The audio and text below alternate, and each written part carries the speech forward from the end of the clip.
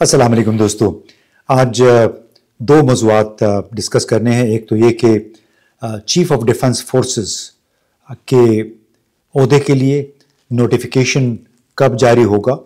یعنی عاصم منیر صاحب نے اب چیف آف ڈیفنس فورسز یعنی تمام مسلح افواج کا سربراہ ہونا ہے 27ویں ترمیم کے تحت۔ وہ نوٹیفیکیشن اب تک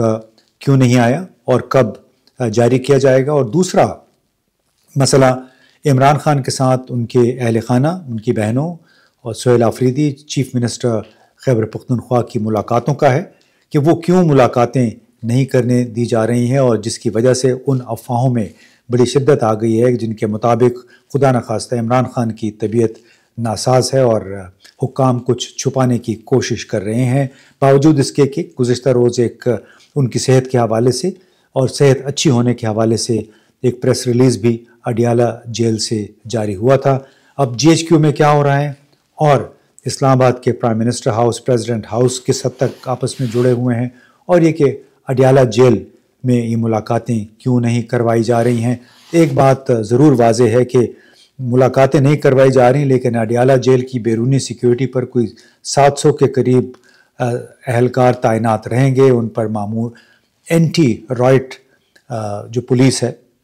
وہ باقاعدہ مظاہروں کو کچلنے والے سامان سے لیس ہوں گے۔ ان کی ڈیوٹی 12 گھنٹے کی 2 شفٹوں میں تقسیم ہے۔ جو لوگ وہاں پہ تعینات ہیں، یعنی اڈیالہ جیل سے باہر ہی راستے اس پولیس فورس نے بند کیے ہوئے ہیں۔ علیمہ خان اور سلمان اکرم راجہ نے عمران خان سے جیل ملاقات کے لیے راولپنڈی کی انسدادی دہشت گردی عدالت میں درخواست بھی دائر کی ہے، اور اس کے ساتھ ساتھ علیمہ خان اور سہیل آفریدی نے اسلام آباد ہائی کورٹ میں بھی ایک درخواست جمع کرائی ہے، اور اڈیالہ جیل کے سپرنٹینڈنٹ کے خلاف ہے بنیادی طور پہ کہ انہوں نے وہ عدالتی احکامات کو نہ ماننے کے مرتکب ہوئے ہیں، توہین عدالت کی ہے، اور یہ کہ طویل گزشتہ سال نومبر سے ایک طریقہ کار طے ہوا تھا کہ ملاقاتیں جو ہیں وہ بلا تعطل ہوں گی فیملی کے ساتھ اور وکلاء کے ساتھ، لیکن جناب کم از کم 6 ہفتے ہو گئے ہیں۔ عمران خان سے نہ وکلاء کی ملاقات ہوئی، نہ ان کی بہنوں کی، علیمہ خان اور دوسری بہنوں کی، ساتھ ہی کوئی 8ویں مرتبہ وزیر اعلیٰ خیبر پختونخوا سہیل آفریدی کو بھی آج ملاقات نہیں کرنے دی گئی، جس کے بعد انہوں نے اسلام آباد ہائی کورٹ سے رجوع کیا، اور اسلام آباد ہائی کورٹ کے چیف جسٹس نے ان کے ساتھ ملاقات سے انکار بھی کر دیا۔ ظاہر وجوہات انہیں کو معلوم ہوں گی، لیکن یہ ہے کہ آج خصوصی عدالت میں سلمان اکرم راجہ نے اور اسلام آباد ہائی کورٹ میں علیمہ خان اور ان کی دوسری بہنوں نے اپنے بھائی کے ساتھ ملاقات کے لیے درخواست دائر کی، اور اڈیالہ جیل کے حکام کو توہین عدالت کا مرتکب قرار دیا۔ یہ بھی یاد دلایا کہ نومبر 2024 کے بعد سے باقاعدہ ایک طریقہ کار طے تھا، لیکن ملاقاتیں بالکل نہیں کروائی جا رہی۔ عمران خان کو قید تنہائی میں رکھا گیا ہے۔ یہی بات قاسم خان، عمران خان کے صاحبزادے نے بھی ایک ٹویٹ کے ذریعے واضح کیا کہ ان کے والد کو 845-46 دن ہو گئے ہیں جیل میں، اور اب تو مسلسل انہیں قید تنہائی میں رکھا جا رہا ہے۔ تو اسی کانٹیکسٹ میں اب یہ جو انہوں نے درخواستیں دائر کی ہیں، کیا اس سے سوال اس کے ساتھ ساتھ ایک اگر آپ قومی میڈیا کو دیکھیں تو اس میں کچھ مشورے مل رہے ہیں عمران خان کی فیملی کو، اس کے وکلاء کو، اور اس میں سوال پھر یہ پیدا ہوتا ہے کہ ان حالات میں جب کس قسم کے مشورے مل رہے ہیں، صحافی اور اینکرز کہہ رہے ہیں کہ پی ٹی آئی کے رہنماؤں کو اور علیمہ خان اور دوسری بہنوں کو وزیر اعلیٰ پنجاب سے ملنا چاہیے عمران خان کے ساتھ ملاقات ممکن بنانے کے لیے، کیونکہ اڈیالہ جیل راولپنڈی میں ہے اور مریم نواز کے دائرۂ اختیار میں۔ اب کیا یہ مشورہ اس بات کا اظہار ہے کہ خاندان کی اور وکلاء کی عمران خان سے ملاقات کی بھی کوئی امید نہیں ہے، اور اگر وہ چاہیں تو انہیں مریم نواز سے مدد مانگنی چاہیے، اور کیا اس کا مطلب یہ ہے کہ وہ چاہتے ہیں کہ خاندان 6 ہفتوں سے زائد کی تنہائی کے بعد ملاقات کے لیے بھیک مانگے؟ کیا اس کا یہ بھی مطلب ہے کہ مریم نواز آرمی چیف جتنی طاقتور ہیں، یا یہ کہ اڈیالہ جیل میں ملاقات کی کنجی وزیر اعلیٰ کے پاس ہے اور وہ سب سے طاقتور شخصیات کو بھی ہلا سکتی ہیں؟ کیونکہ عام طور پہ یہی کہا جاتا ہے کہ اگر फ़ौज کے सरबराह चाहते तो ये मुलाकातें हो सकती थीं, और इसी वजह से इस्लामाबाद हाई कोर्ट के अहकामात भी हुकाम ने, जेल हुकाम ने नहीं माने हैं। तो क्या इसका मतलब है कि वो खान के ख़ानदान से मुलाकात के लिए भीख मंगवाना चाहते हैं? यानी जो मशवरा दिया है एंकर्स ने और कुछ सहाफ़ियों ने, तो इसका तो यही मतलब लगता है कि आप वज़ीर आला पंजाब के पास जाएं, वहाँ पे भीख मांगें इन मुलाकातों की रसाई की। हालांकि मुलाकात और वकला तक रसाई हर कैदी का एक बुनियादी हक़ होता है, और इस मामले में तो ये साबका वज़ीर आज़म हैं। तो मालूम नहीं कि अलीमा ख़ान, सुहेल अफरीदी की आखिर इस्लामाबाद हाई कोर्ट से क्या तवक्कुआत हैं। अगर एक बात वाज़ेह है कि कोई भी हरबा कामयाब नहीं हो रहा है इन मुलाकातों के हवाले से, तो अब देखना होगा कि आखिर कब तक सुहेल अफरीदी यूँ ही अडयाला जेल के बाहर कैंप लगाकर और उनके अलीमा ख़ान और नौरीन उज़्मा ख़ान जो हैं वो बैठी रहेंगी, या फिर ये कि इसका कोई हल निकलेगा। फ़िलहाल ऐसा लगता है कि कोई आसार नहीं है कि इनकी मुलाकातें हो सकें। अब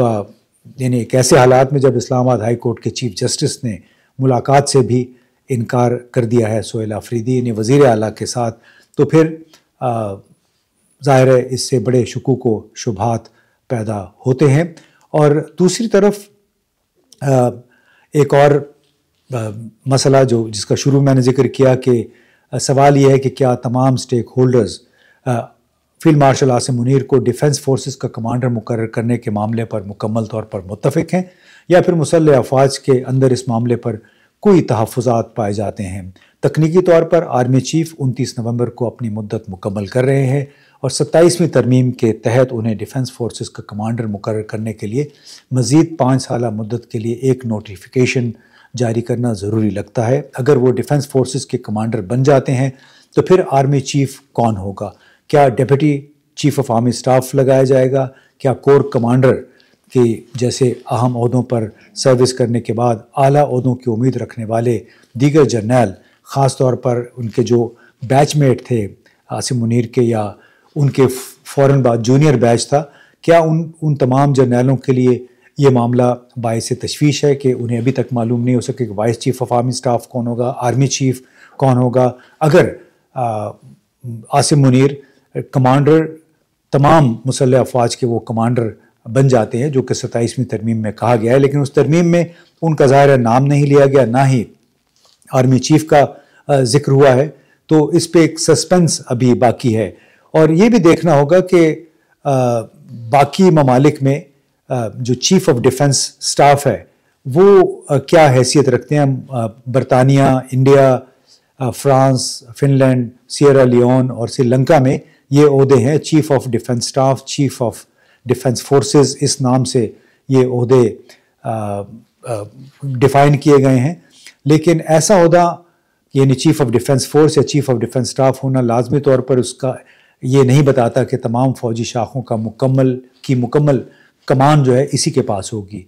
कुछ ममालिक में ये ओहदा ज़्यादातर राब्ताकारी, मुशावरत और मुश्तरका कमान के ढांचे के लिए होता है, जबकि हर सर्विस बर्री फ़ौज, फ़िज़ाइया और बहरिया के अपने अपने अलग सरबराह अमली कमान संभालते रहते हैं। बरतानिया में अस्करी ढांचा बिलाखिर वज़ीर आज़म के सामने जवाबदेह होता है, जो मुसल्लह अफ़वाज के कमांडर इन चीफ़ के तौर पर काम करता है। तो मजमूई कमान बरतानवी वज़ीर आज़म के पास है। और इसी तरह भारत में भारत के सदर तीनों भारतीय मुसल्लह अफ़वाज के सुप्रीम कमांडर हैं। वज़ारत दिफ़ा अब भी भारतीय फ़ौज के बजट समेत दीगर मामलात की निगरानी करती है, और भारतीय अस्करी कमान का सिलसिला वज़ीर आज़म या वज़ीर दिफ़ा के मातहत होता है। मुकम्मल तौर पे वो उन्हीं के मातहत होता है, यानी वज़ीर आज़म, वज़ीर दिफ़ा, चीफ़ ऑफ डिफेंस स्टाफ जो कि आर्मी चीफ़ नहीं है, आर्मी चीफ़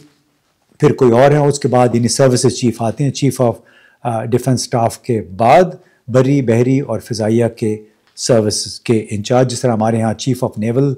स्टाफ है, फिर चीफ़ ऑफ एयर स्टाफ है और चीफ़ ऑफ आर्मी स्टाफ है। और ये तमाम लोग फिर रिपोर्ट करते हैं सेक्रेटरी डिफेंस, मिनिस्टर डिफेंस और सदर को। पाकिस्तान में जहाँ पे अब एक नई सूरत हाल पैदा हुई है कि अगर chief of defence forces Asim Munir बन जाते हैं तो इसका मतलब होगा कि वो तीनों अफवाज के यानी बहरिया, फ़ौज और फ़िज़ाइया के وہ پھر انچارج ہوں گے. تمام تعیناتیاں اور ٹرانسفرز وغیرہ وہ اختیار انہی کا ہوگا. اور اس کے ہو سکتا ہے کہ ایک اور اپنا 4 اسٹار جنرل وہ لگا دیں vice chief of army staff کے طور پہ. لیکن ابھی تک کوئی وضاحت کے ساتھ معلوم نہیں ہو سکا کہ کیا ایسا ہونے جا رہا ہے یا نہیں. لیکن ایک بات بڑی واضح ہے کہ اگر Asim Munir commander defence forces بن جاتے ہیں تو تمام تر افواج عملی طور پہ ان کے انڈر آ جائیں گی، اور پھر یعنی تمام تر اختیار جو ہے وہ ان کے پاس ہوگا. ایک فرد واحد جو ہے وہ پھر تمام تعیناتیاں، نئی تعیناتیاں، برطرفیاں اور پروموشنز کا ذمہ دار ہوگا. اب کل تک انتظار کرنا پڑے گا کیونکہ ٹیکنیکلی 29 نومبر کو فوج کے سربراہ نے ریٹائر ہونا ہے. اب ایسا لگ رہا ہے کہ اصل معاملہ آرمی چیف کے عہدے کا ہے، کہ کیونکہ یہی وہ عہدہ ہے جس میں حقیقی طاقت مرکوز ہے. یعنی آرمی چیف ہی تمام طاقت کا سرچشمہ ہے. اس لیے اب ہمیں انتظار کرنا ہوگا کہ آیا نیا آرمی چیف کون ہوتا ہے، اور عاصم منیر ہی آرمی چیف رہتے ہیں یا پھر vice chief of army staff مقرر ہوتا ہے. کیونکہ ظاہر ہے اب تک لگتا ہے ایسے کام کہ جتنے بھی تحفظات کا اظہار ہو رہا ہے اس ادارے کے اندر، اس پہ شاید کام کرنے کی کوشش کی جا رہی ہے تاکہ کوئی اتفاق رائے پیدا کیا جا سکے. تو اگلے 24 گھنٹے کے اندر ہو سکتا ہے بہت جلدی اس بارے میں تمام صورتحال واضح ہو جائے. بہت بہت شکریہ.